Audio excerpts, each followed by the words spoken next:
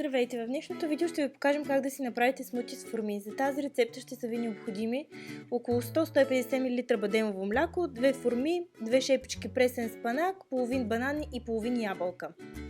Блендираме всички продукти, като започваме от най-твърдите: ябълки, банан, форми и най-отгоре завършваме с спанак, за да може сместа да стане по-гладка. Човек може много да импровизира в направата на смути, затова и тази рецепта е моя измислица.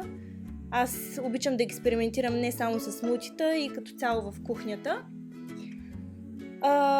Това смути се получава доста сладко, но тъй като избягваме приема на шоколади и торти, формите са идеален техен заместител.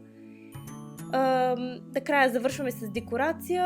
Аз използвах парченце портокал, вие може да използвате всичко, което ви се намира под ръка.